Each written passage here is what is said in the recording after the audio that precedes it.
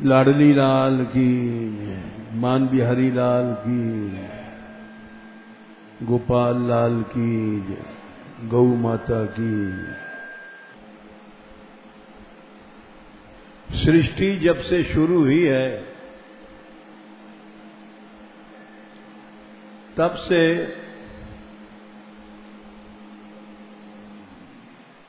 गायों का महत्व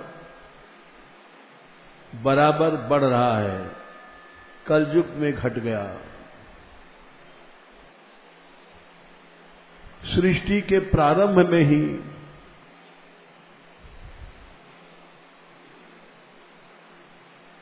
ऋचाओं में, वेदों में, पुरुष सूक्त में, सब में गायों का वर्णन आता है। वेदों में तो गो सूक्त तक कहा गया,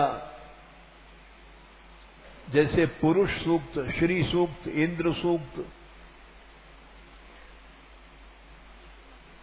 वैसे गो सूक्त भी है। हर अवतार में गायों की महिमा वर्णित की गई है। यहां तक कि वाल्मीकि रामायण में जब राम जी को वनवास हुआ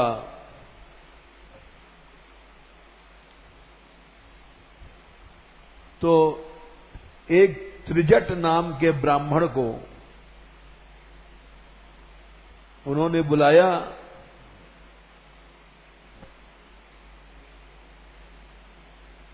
और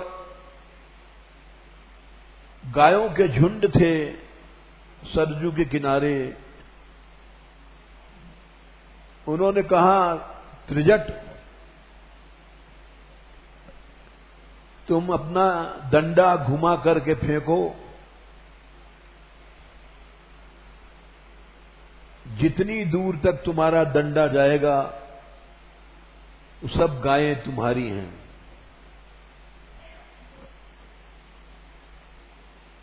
क्योंकि भगवान ने गोदान से ही मंगल प्रारंभ हो जाए। वन में जाना है, उनको मालूम था कि हम रावण को मारने के लिए जा रहे हैं,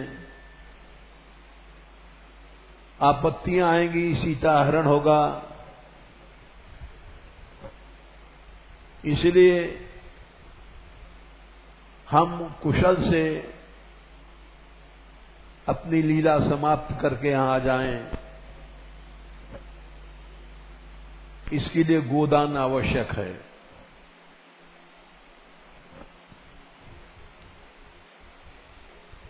तम तीर्थवा सरयू पारम दंडस्तस्य कराच्युतः गोब्रजे बहुसाहस्रे पपातोक्षणा सन्निधौ।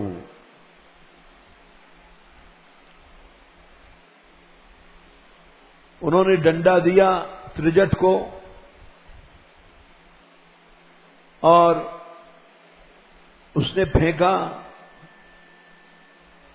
हजारों गायें उस डंडे की सीमा में आईं और सब भगवान ने दान दे दिया।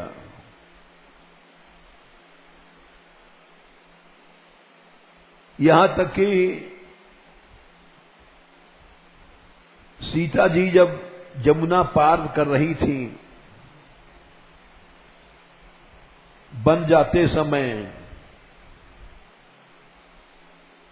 तो जमुना जी के बीच में बेड़ा रोक दिया जिससे पार हो रही थी।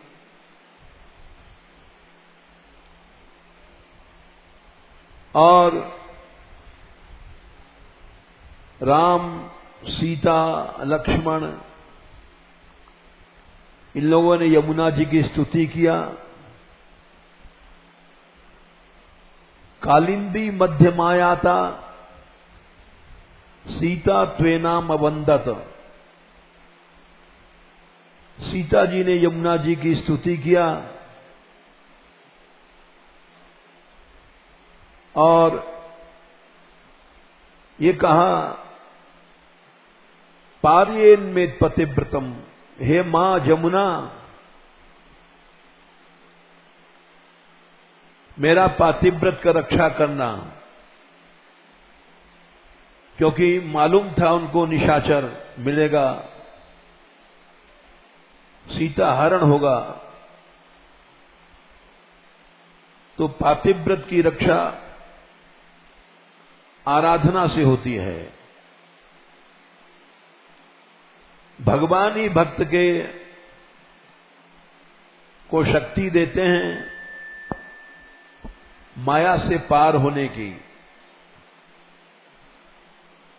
नहीं, माया से लड़ नहीं सकता कोई, क्योंकि भगवान ने कहा है कि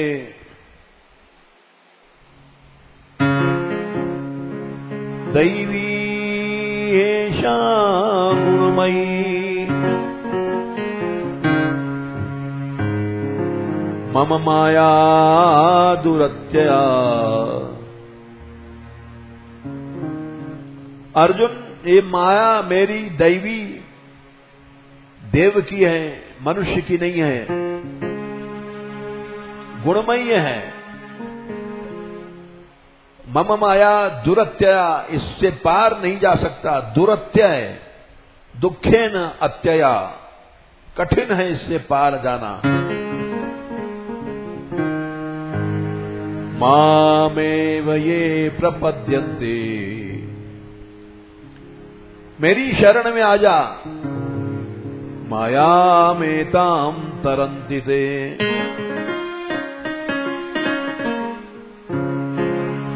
मेरी शरण में आने के बाद इस माया से तू पार चला जाएगा। और जो भी आता है मेरी शरण में, माया मेताम तरन्ति ते, माया से पार चला जाता है।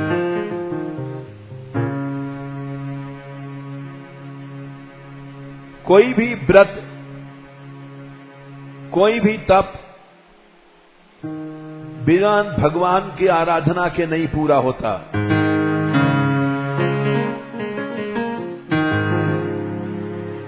चाहे कितना बड़ा तपस्वी है, चाहे कितना भी बड़ा दानी है, चाहे कितना बड़ा यज्ञ करने वाला है, चाहे कितना बड़ा योगी है,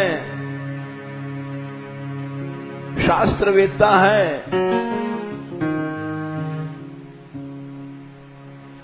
बिना भगवान के समर्पण किए न उसका दान पार लगाएगा, न योग पार लगाएगा। जब भगवान की शरण में आएगा तभी उसके सब साधन सफल होंगे। सुखदेव जी ने कहा है, तपस्विनो दानपरा यशस्विनो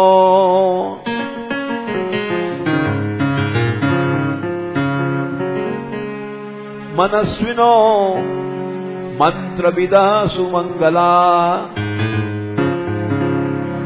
क्षेमं न विन्दन्ति विनाय दर्पणम् तस्मै सुभद्र श्रवसे नमो नमः। दूसरे स्कंद में चौथे अध्याय में सुखदेव जी ने स्तुति में कहा, तपस्विनो, कितना भी बड़ा तपस्वी है, दान परा, दानी है, यशस्वी है, यज्ञ करने वाला है, मनस्वी है, मन को जीतने वाला योगी है, मंत्रविदा, मंत्र जानने वाला है, सुमंगला, सदाचारी, संयमी है, लेकिन क्षेमम न बिंदंती, उसका कल्याण नहीं होगा बिना यदर्पणम, बिना भगवान को अर्पण किए। उन भगवान को हम नमस्कार करते हैं। श्रीमद् भागवत गाने के पहले सुखदेव जी ने ये स्तुति किया है। एक ये भी भाव है कि जो श्रीमद् भागवत हम गाने जा रहे हैं उससे संसार का कल्याण होवे, और आराधना के कारण श्रीमद् भागवत आज एक नौका बन गई, सबको पार लगा रही है। तपस्विनो दानपरा यशस्विनो मनस्विनो मंत्रविदा सुमंगला क्षेमं न विन्दन्ति विनाय दर्पणम् तस्मै सुभद्रश्रवसे नमो नमः। तो सीता जी ने भी इसीलिए ये कहा, कालिंदी मध्यमाता सीता त्वेनाम अविंदत, वंदना किया कि हे देवी पारेन में पतिव्रतम, हमारा पातिव्रत इसकी रक्षा कर लो। आराधना के बिना रक्षा नहीं होती है, आराधक को भगवान बचाते हैं, नहीं माया से कैसे लड़ सकता है। ये माया तो नाहम न यूयम यदृताम गतिम विदुर, ब्रह्मा जी ने कहा है नारद दूसरे स्कंद में 6वें अध्याय में, नाहम न यूयम यदृताम गतिम विदुर, मैं ब्रह्मा, यूयम तुम सब हमारे पुत्र ब्रह्मपुत्र, जिन भगवान की गति को नहीं जान सकते हैं, नाहं न यूयम यदृताम गतिम विदुर नवाम देव किमुता परेसुरा। वामदेव शंकर भी नहीं जान सकते हैं, फिर और देवताओं की तो बात ही क्या। तन्माया मोहित बुद्धयस्त्विदम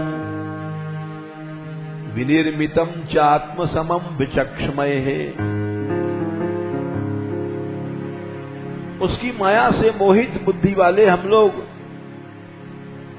अपनी अपनी बुद्धि शक्ति के अनुसार अंदाज लगाते हैं,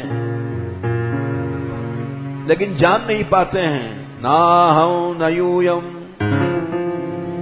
यदिताम गतिम विदुर नवाम देवा किमुता परेसुरा।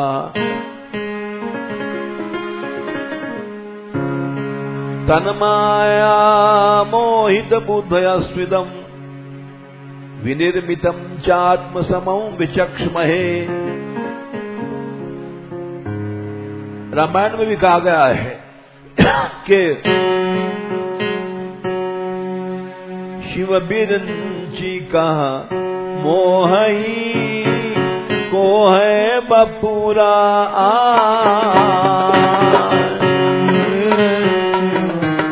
मोहई को है बपुरा।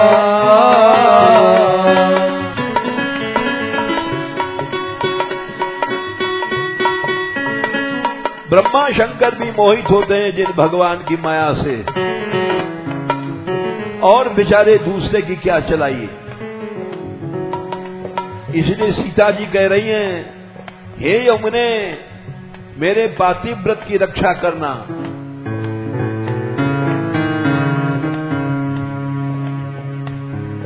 यक्षे दास्यामि, मैं गोसहस्रेण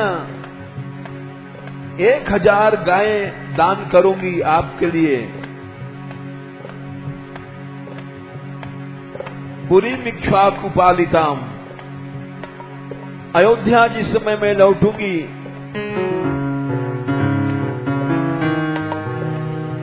एक 1000 गायों से आपकी आराधना करूंगी।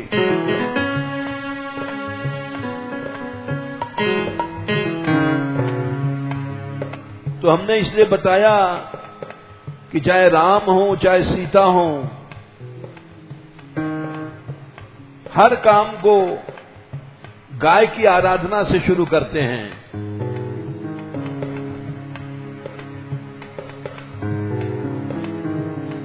श्रीमद् भागवत में लिखा है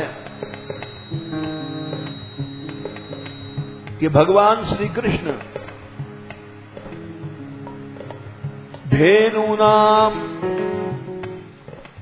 रुक्मशृंगीणाम साध्वीनाम मौक्तिकस्रजाम पवस्विनीनाम गृष्टीनाम सवत्सानाम सुवाससाम ददप्यरूप्य रूप्यक्षुराणाम क्षौमाजिनानिलैः अलंकृतेभ्य विप्रोभ्य बद्धम बद्धम दिने दिने।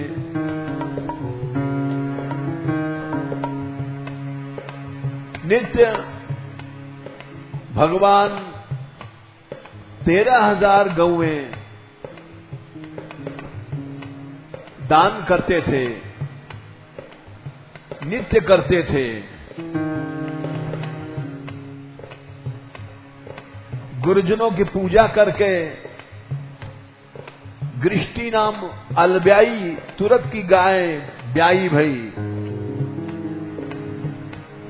सवत्सा नाम बछड़ा को समेत, सुवाससाम सुंदर कपड़ों से ढक करके, ददौ रूप्य खुरा ग्राणाम चांदी से खुरों को मढ़ करके, सोने से क्षौमा जिना नीलम सही रेशमी कपड़ों से ढक करके 13,000 गायें रोज दान करते थे।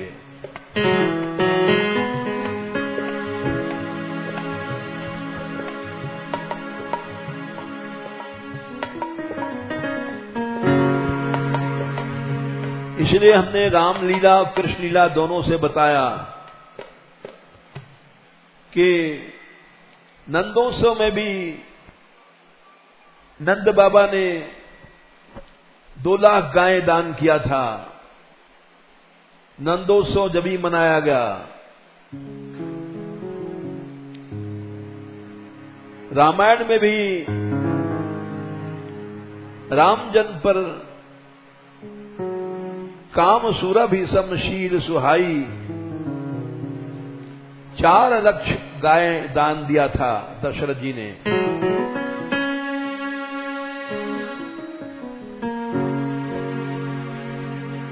और साधुओं के आश्रम में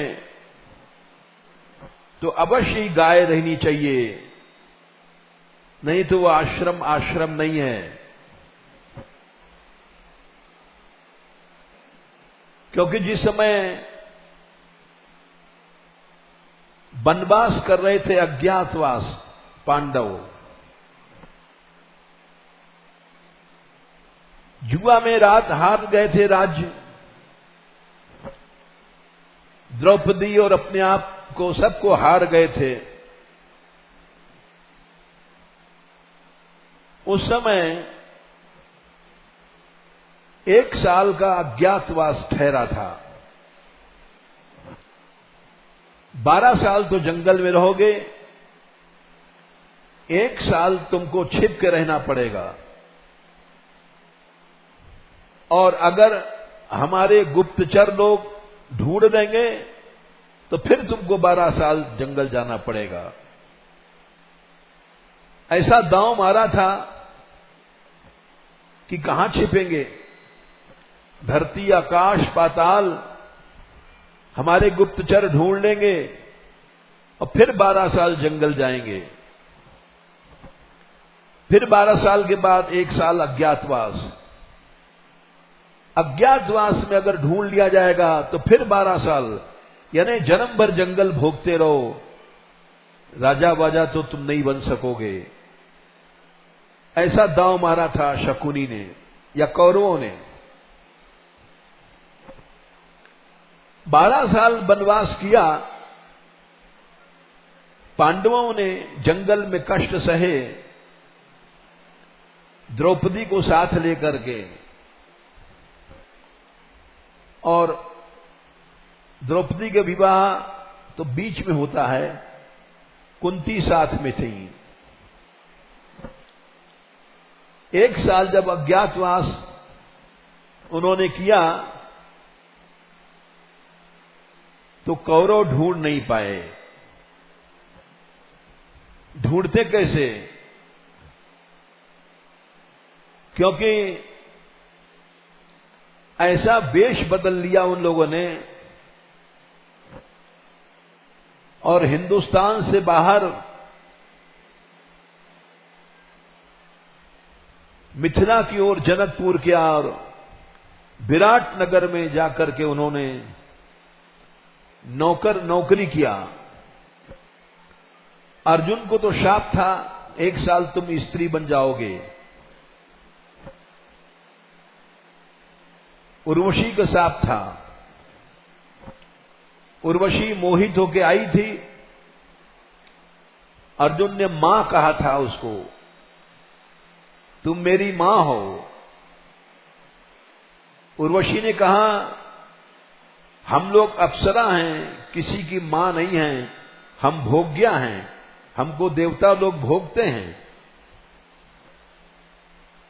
तो हम किसी की मां नहीं बनती हैं। अर्जुन का अंतःकरण स्वच्छ था, वे भगवान के सच्चे भक्त थे, काम उनको सता ही नहीं सकता था। उन्होंने कहा, नहीं, तुम मेरी मां हो।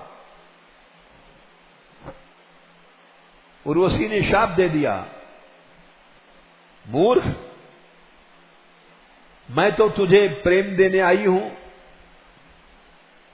और तू मुझे मां बना रहा है। जा, तू हिजड़ा बन जा, तेरे में पौरुष न रहे। अर्जुन भी सुन करके घबराए नहीं। अर्जुन ने सोचा, चाहे मेरा प्राण चला जाए, मनुष्य को धर्म नहीं छोड़ना चाहिए। विदुर ने यही कहा था चलते समय, पांडवों, धर्म ही पार लगाता है, तुम्हारे ऊपर आपत्ति आई है, तुम लोग सदाचार से रहना, तुम्हारी रक्षा हो जाएगी। चाचा जी ने, विदुर जी ने ये शिक्षा दिया था। अर्जुन उसी शिक्षा पर रहे, ब्रह्मचर्य पर रहे। उर्वशी ने शाप दे दिया, घबराए नहीं, इंद्र के पास गए और उन्होंने कहा, देवराज, मुझको तो माताजी ने शाप दे दिया। बोले, कैसा शाप? वो मेरे पास रात में गई थी, काम भाव से, मैंने उनको मां कहा तो नाराज हो गई और शाप दे दिया।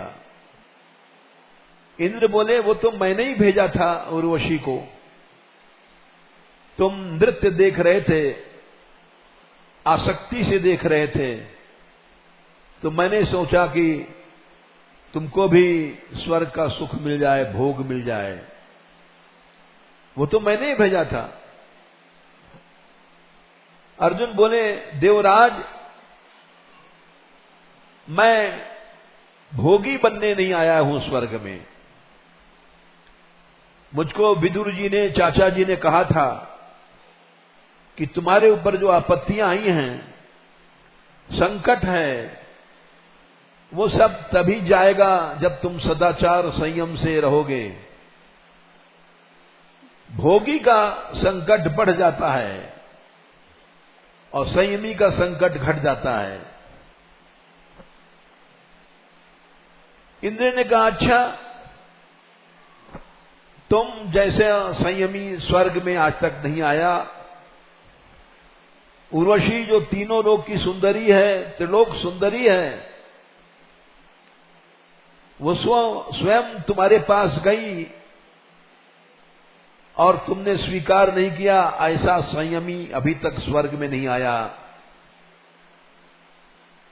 लेकिन तुमने एक रिकॉर्ड कायम किया है संयम का कि देवता भी उर्वशी को तरसते हैं। तुमने एक रिकॉर्ड कायम किया, उर्वशी को छोड़ दिया, ठुकरा दिया। उर्वशी को ठुकराने वाला अभी तक कोई नहीं आया था। हम तुम्हारे इस संयम से प्रसन्न हैं और तुम्हारे शाप को हम वरदान में बदल रहे हैं।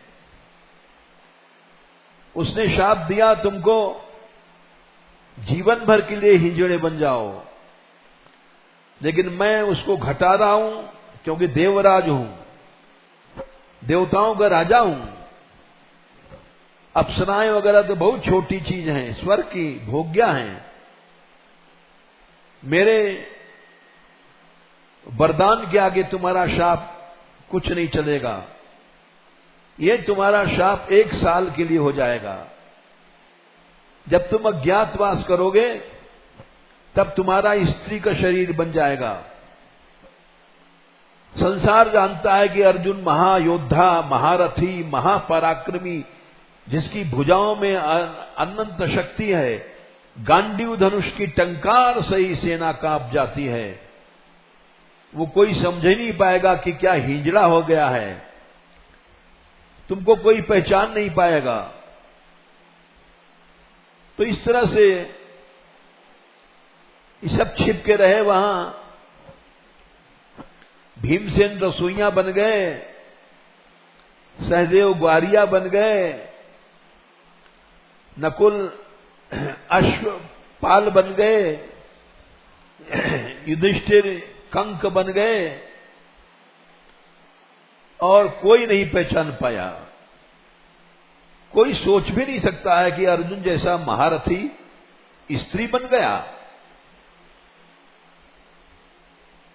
1 साल पूरा सारे दुनिया में कौरवों के गुप्तचर घूमते रहे, किसी को कुछ पता नहीं पड़ा। तो आखिर में कौरव लोग पितामह के पास गए, भीष्म के पास। बोले, पितामह हम अब जीते भय हार रहे हैं। अज्ञातवास में हम पता नहीं पा सके पांडव कहां हैं।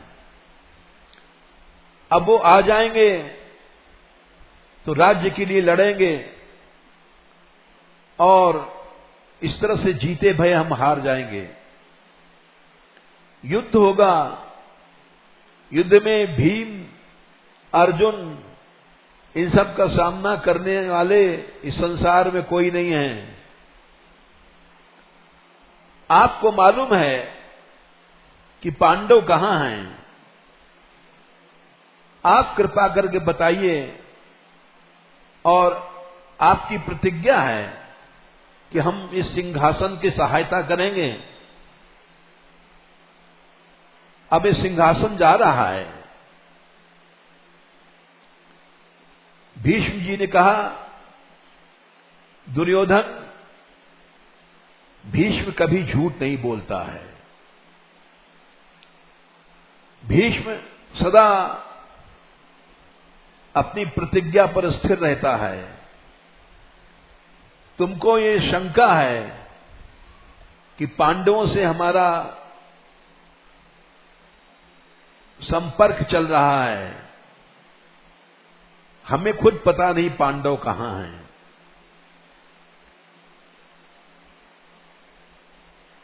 तो दुर्योधन ने कहा,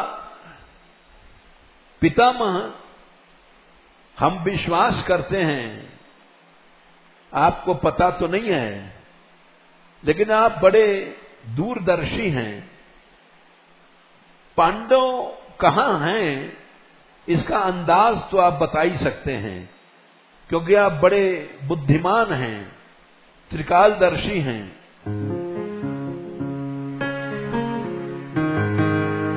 भीष्म ने कहा कि भीष्म असत्य नहीं बोलता है,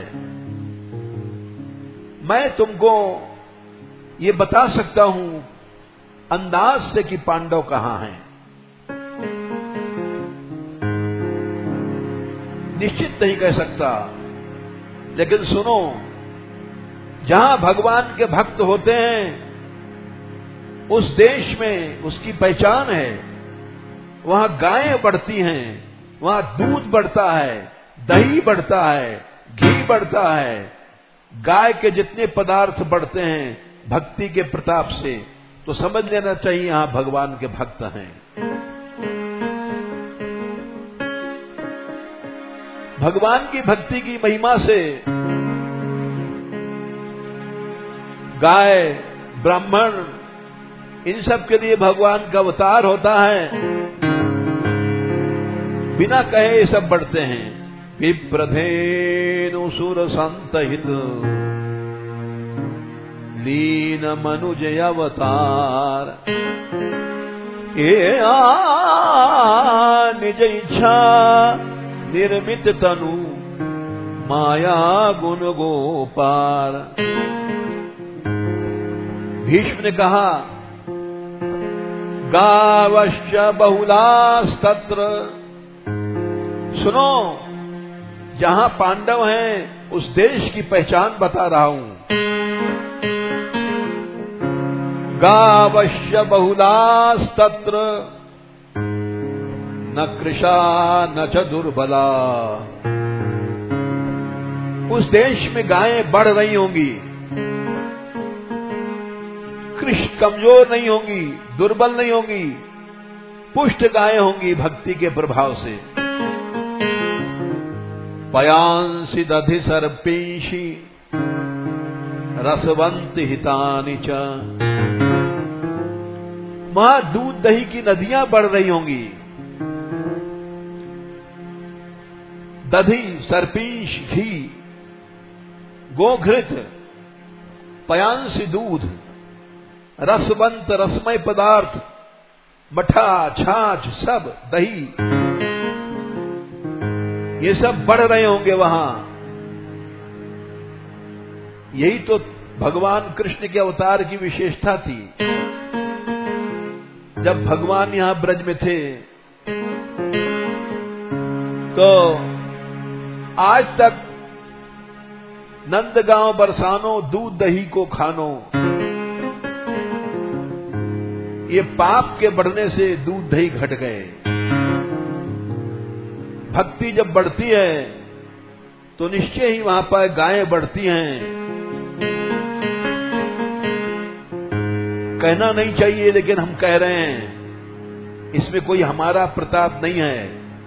हमारे यहां सब लोग कीर्तन करते हैं, आराधना करते हैं, भक्ति करते हैं, इसीलिए गायें बढ़ रही हैं, गोवंश बढ़ रहा है, गौशाला बढ़ रही है। उसका मूल कारण है गावश्च बहुलास्तत्र। भीष्म ने कहा, न कृशा न च दुर्बला, पयांसि दधि सर्पिंषि रसवंति हितानि च। भक्ति बढ़ती है तो गायें बढ़ती हैं, गायें पुष्ट होती हैं। भक्ति के साथ गायों को संबंध है, दूध दही का संबंध है। आज इस युग में जहां एक छटाक गाय का दूध भी संसार में असली नहीं मिलता है, इस गौशाला में सैकड़ों लोग सवेरे आते हैं और सेवा करते हैं, उनको गो दूध मिलता है, वो पीते भी हैं। ये सब भक्ति का प्रताप है। जबकि आज के युग में नकली दूध भी असली नहीं मिलता है।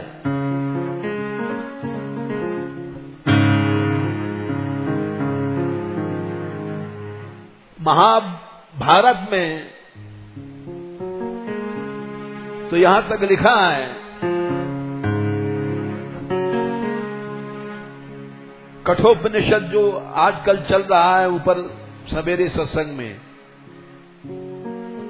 उसमें नचिकेता ने यही कहा था अपने पिता को, ये बूढ़ी बूढ़ी गायें क्यों देते हो, अच्छी गायों को दो, इसे पितृश्वर तरते हैं, पुरखे तर जाते हैं। नचिकेता पे नाराज हो गया उनका पिता, बोले मैं तो तेरे लिए अच्छी अच्छी गायों को बचा रहा हूं। बोले नहीं, अच्छी गायों को दो।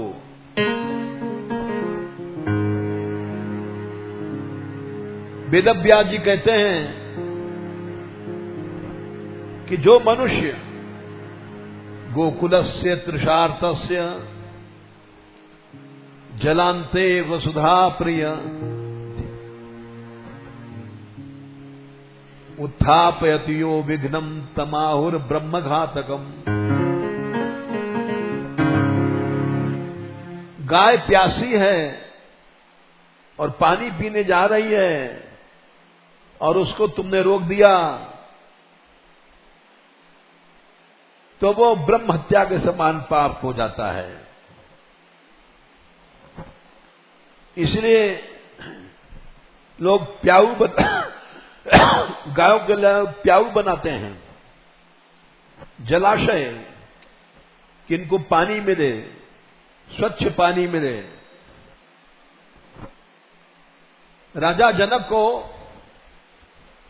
एक बार जब यहां से गए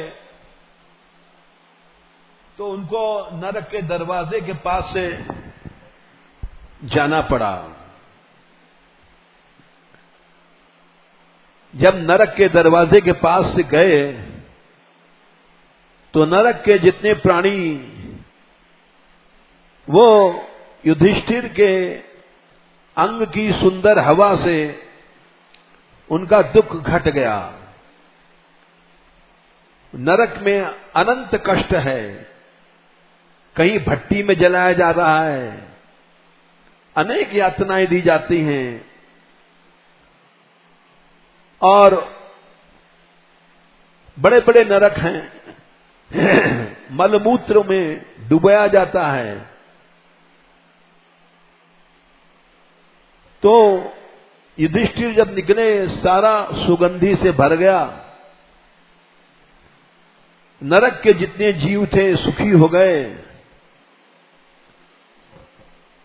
और बोले अरे कौन है, रुक जाओ, हमें तुम्हारे रुकने से सुख मिल रहा है, हमारा कष्ट दूर हो रहा है। तो युधिष्ठिर ने पूछा कि ये कौन है, चिल्ला रहे हैं लोग। यमदूत बोले ये सब यातना पा रहे हैं, इन्होंने पाप किया है, अब पापों को भोगने के लिए नरक में आते हैं, ये अपने अपने पापों को भोग रहे हैं।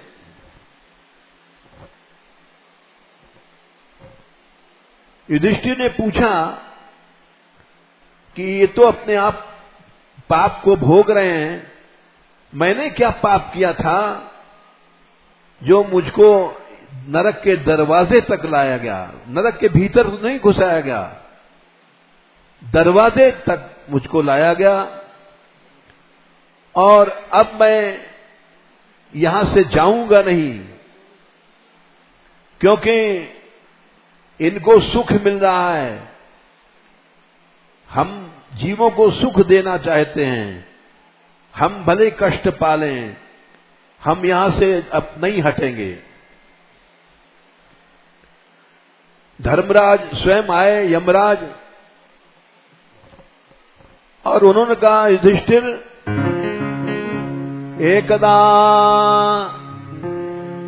चरंतीम गांव वारयामास वै भवान तेन पाप विक्ताकेन निर्यद्वार दर्शनम। किसी ने हमसे पूछा था कि जो गौशाला का पैसा खाते हैं उनकी क्या गति होती है। बहुत पहले पूछा था, 1 महीने 1.5 महीने पहले। तो उस प्रश्न का उत्तर उस दिन भी दिया था, आज भी दे रहे हैं। धर्मराज यमराज बोले कि युधिष्ठिर, एक बार गाय चर रही थी, तुमने हटा दिया था, उसी पाप से तुमको नरक के दरवाजे के दर्शन मिले हैं। केवल तुमने हटाया था, इतना बड़ा दंड तुमको भी मिल गया। और तुम कहते हो हम नहीं जाएंगे। ये ईश्वर का विधान है, भगवान की आज्ञा है। तुम यहां रह नहीं सकते हो। तुम्हारा रहने का अधिकार नहीं है। तुम कहते हो इन जीवों को सुख मिल रहा है, इस सुख से तो तुमको और पुण्य मिला और तुम बहुत जल्दी यहां से चले जाओ। उस पुण्य से तुम बहुत उठ गए ऊपर। युधिष्ठिर को जाना पड़ा, क्योंकि ईश्वर का विधान है। स्वर्ग नरक बनाए हैं भगवान ने, नरक को स्वर्ग नहीं बना सकते हम। स्वर्ग जाने का रास्ता बता सकते हैं किसी को, लेकिन किसी के कर्मों को मिटाने की सामर्थ्य हमारे में नहीं है।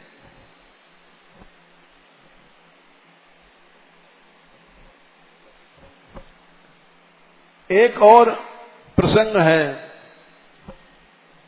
ये पृथ्वी रुकी कैसे है। ये पृथ्वी रुकी है 7 कारणों से। सारा संसार पापमय है। गोभिर्विप्रैश्च वेदैश्च सतीभिः सत्यवादिभिः अलुब्धैर्दानशीलैश्च सप्तभिर्धार्यते मही। ये पृथ्वी तो पाप से दिन रात इस पर पाप हो रहा है और नष्ट हो जाती, लेकिन सप्तभिर धार्यते मही, 7 कारणों से ये पृथ्वी रुकी हुई है, नष्ट नहीं हो रही है। पहला कारण गोभिर। जब तक इन संसार में गायें हैं, गौशालाएं हैं, गो सेवा है, तब तक पृथ्वी नष्ट नहीं होगी। चाहे एटम बम गिरे, चाहे हाइड्रोजन बम गिरे, चाहे नाइट्रोजन बम गिरे, गायों से विश्व की रक्षा, इसीलिए कहा गया है गावो विश्वस्य मातरः। ये गायें संसार की मां हैं। जैसे मां रक्षा करती है बच्चे की, वैसे गायें संसार की रक्षा कर रही हैं। गोभिर्विप्रैश्च वेदैश्च, जब तक गायें हैं, ब्राह्मण हैं, वेदैश्च वेद हैं, सती भी सती स्त्रियां हैं। ऐसा नहीं कि सभी भ्रष्ट हैं, अभी सतियां हैं। अगर जिस दी एक भी नहीं रहेंगी पृथ्वी चली जाएगी। सत्यवादी भी, सत्यवादी भी लोग हैं संसार में। गोभिर विप्रैश्च वेदैश्च सती भी सत्यवादी भी अलुब्धैर, अलुब्धैर माने जो त्यागी हैं, लालची नहीं हैं, और दानशीलैश्च जो दान दिया करते हैं। इस 7 कारणों से पृथ्वी रुकी हुई है। गोभी 1, वेदैश्च 2, विप्रैश्च 3, सती भी 4, सत्यवादी भी 5, अलुब्धई 6, दानशीलैश्च सप्तभिर धारते मही। पृथ्वी रुकी हुई है। जो लोग सदाचरण करते हैं, जो स्त्रियां सती धर्म, पवित्र धर्म का पालन करती हैं, वे पृथ्वी को धारण किए गए। उनके सतीत्व से, उनके आचरण से पृथ्वी टिकी हुई है। गो सेवा से भी पृथ्वी टिकी हुई है। जो लोग गो भक्त हैं, गो सेवा करते हैं, उनके पुण्य से पृथ्वी टिकी हुई है, नहीं नष्ट हो जाती। जो विप्रमयन भक्त लोग हैं, भक्तों की भक्ति से भी पृथ्वी टिकी हुई है, नहीं नष्ट हो जाती। सतियों से टिकी हुई है, त्यागियों से टिकी हुई है, दानियों से पृथ्वी टिकी हुई है, नहीं अब तक तो कभी का संसार नष्ट हो जाता। इसलिए मनुष्य को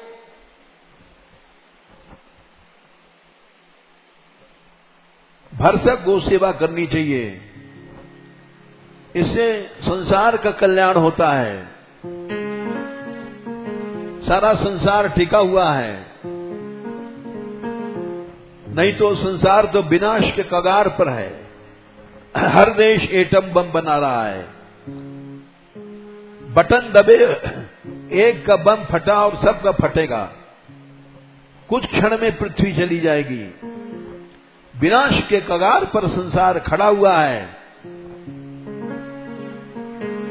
लेकिन इन 7 कारणों से, जैसे समुद्र में सुमानी लहरें आई, अगर वो लहरें और बढ़ जाएं तो सारा संसार नष्ट हो जाए,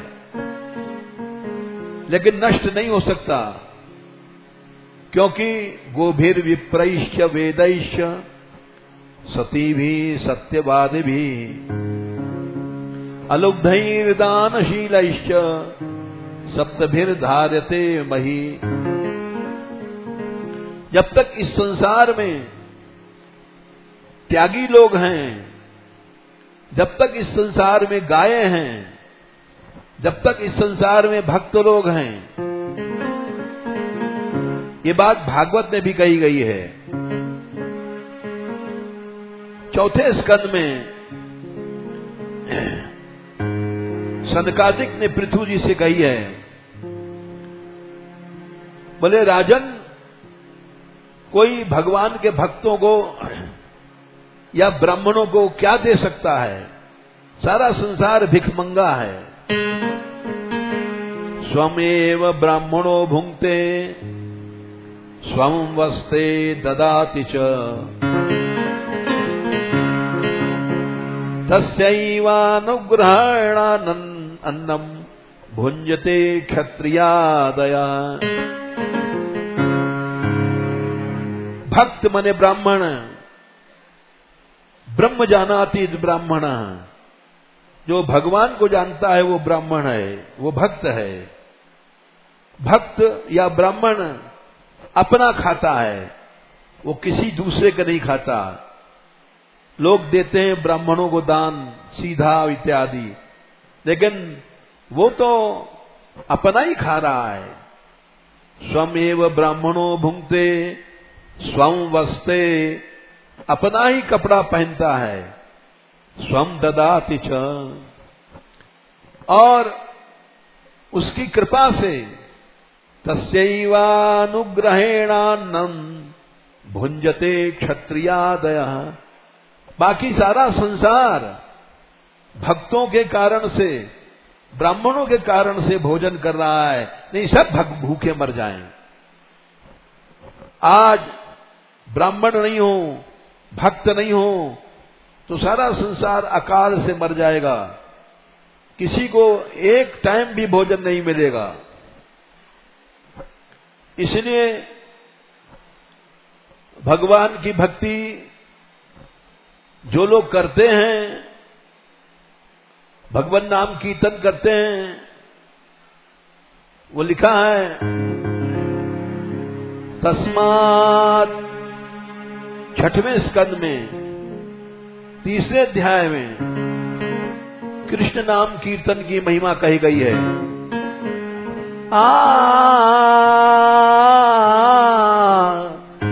तस्मात् संकीर्तनम विष्णो जगन मंगल मंगसाम।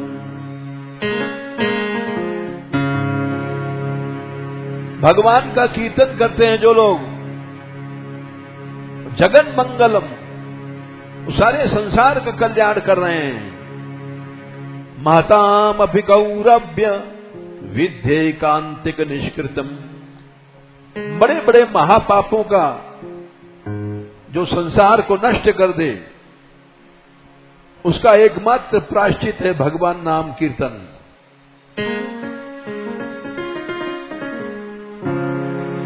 वो संसार का कल्याण कर रहे हैं। जो लोग गो सेवा कर रहे हैं वो संसार का कल्याण कर रहे हैं। संसार रुका हुआ है, इसीलिए तस्मात् संकीर्तनम विष्णो जगन मंगल मंगसाम महताम अपि कौरव्य विद्यैकांतिक निष्कृतिम।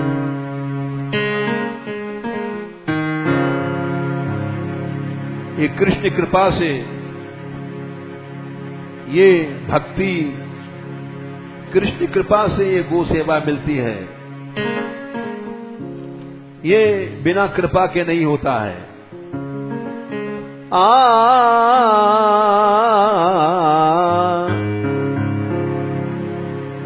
केवल भगवान की कृपा और कोई दूसरी चीज नहीं है। जो लोग कर रहे हैं ऐसा पुण्य कार्य, वो भगवान की कृपा से कर रहे हैं। नायम आत्मा प्रवचनेन लभ्यो न मेधया न बहुना श्रुतेन यमे वैष वृणुते तेन लभ्यस तस्यैष आत्मा विवृणुते तनुम स्वाम। यमे वैष वृणुते, श्रुतियां कहती हैं जिसको भगवान वर्ण कर लेता है वही इन कार्यों को कर सकता है। यमे वैष, जिसको भगवान कर ले, ये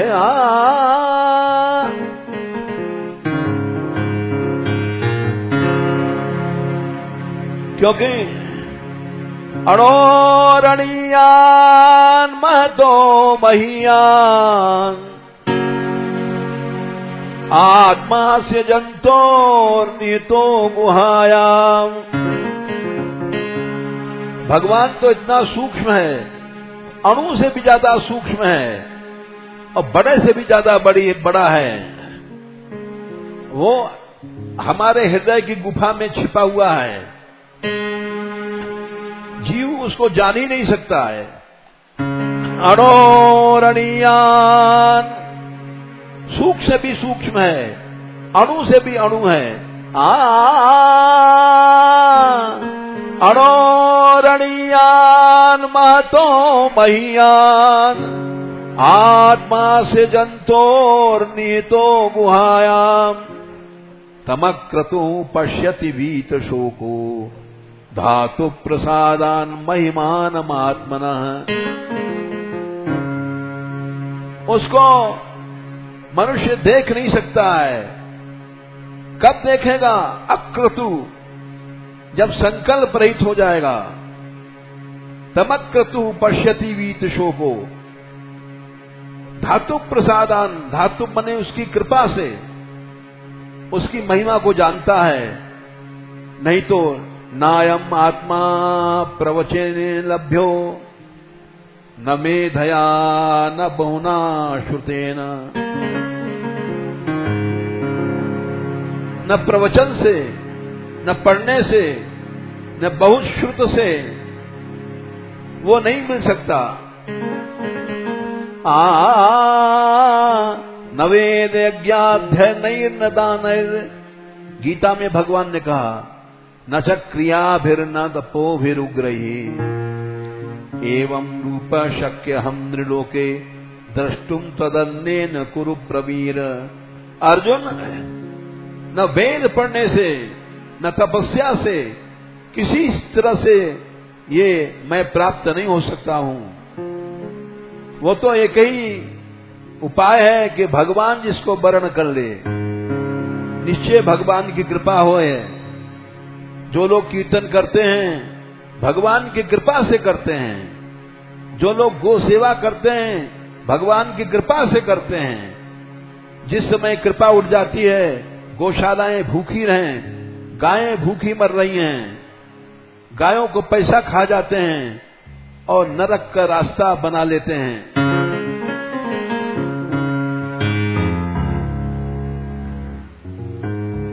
थोड़ा सा रोकने मात्र से युधिष्ठिर को नरक का दर्शन हुआ था।